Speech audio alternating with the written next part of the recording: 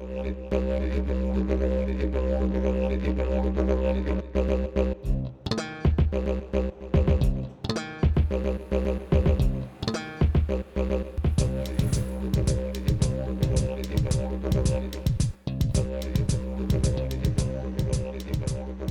here at the Levita Brown Environmental Park, and this is where all the garbage goes from Alachua County, where we live, to be transferred to the landfill where it's going to get disposed of. The building behind me is the actual tipping floor or the transfer station, and this is where the garbage trucks will actually come in. They'll drive up the hill and dump their load onto the floor, where it's transferred by a front end loader into a giant pit in the floor, and that goes into our trucks, which we use to ship that to the actual landfill.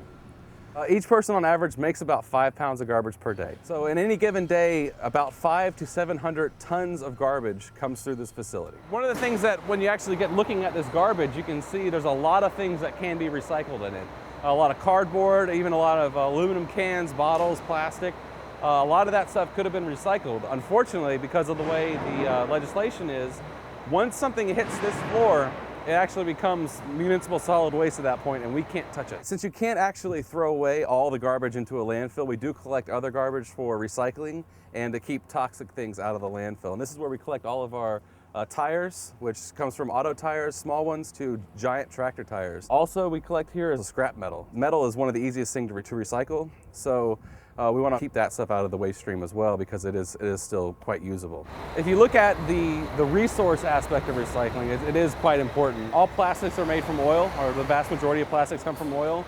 And so at some point, we're not going to have that much oil anymore to be making plastic. So if we can cover that resource, it's a big deal. Aluminum is one of the best things to recycle, because it's so environmentally detrimental to local areas to mine the bauxite where aluminum comes from. And so by recycling aluminum, we don't have to pull any more out of the ground, which is a very nasty process, actually. Some of the bauxite mines around the world are some of the most polluted places on the planet. So where we are right now is actually underneath the tipping floor, and this is where our trucks come in and they get loaded up. And there we have a couple cranes up top that actually will scoot the garbage into the truck and even out the load so it's not unbalanced. Once they're filled up to about 35 to 40,000 pounds, they head out and go to New River and dump the trash. And that's how it works. Welcome to New River Regional Landfill. We're servicing the largest geographic area in the state of Florida. Once the waste comes here, it's got to be completely managed. If it's mismanaged, it can create some health issues and can be a real environmental threat. For hundreds of years, people disposed of their waste. They just threw it in open lands. They threw it in the woods. They threw it in streams.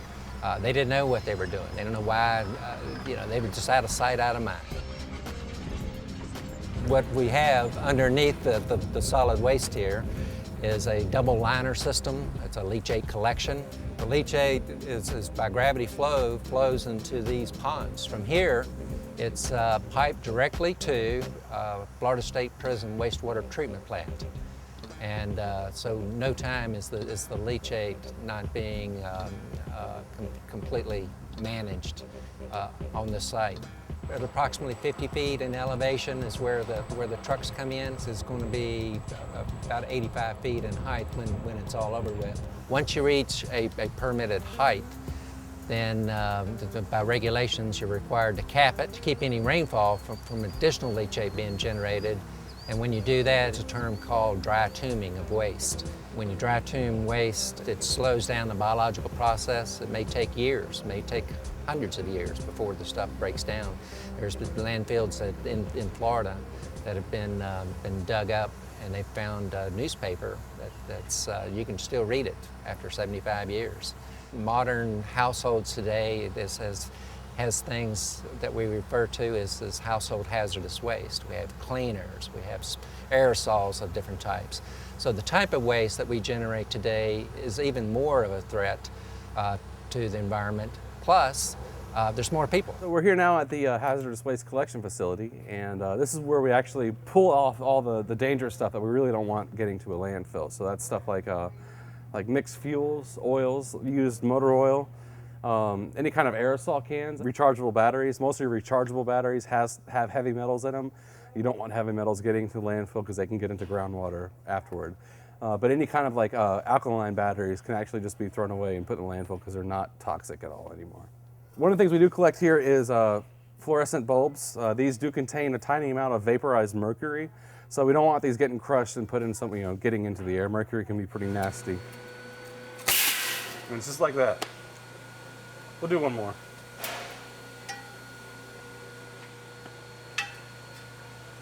One of the things that's come real important recently is recycling of electronics. One of the main things is why they don't want these in the landfills. They do contain lead. And so you're just keeping heavy metals out of the groundwater is the end result of this too. So. We're a very, very wasteful society. First of all, we require a lot of packaging that all winds up at the landfills. And then also we buy products that are disposable. It's cheaper to go buy another one than to fix the one that you already have. What can we do to limit the amount of waste that comes into the landfill? The primary thing you can do in your household is to recycle more. Be conscious of it. There's not one easy answer. It's kind of everybody has to do their part in order to make less garbage, from the manufacturer on down to the consumer.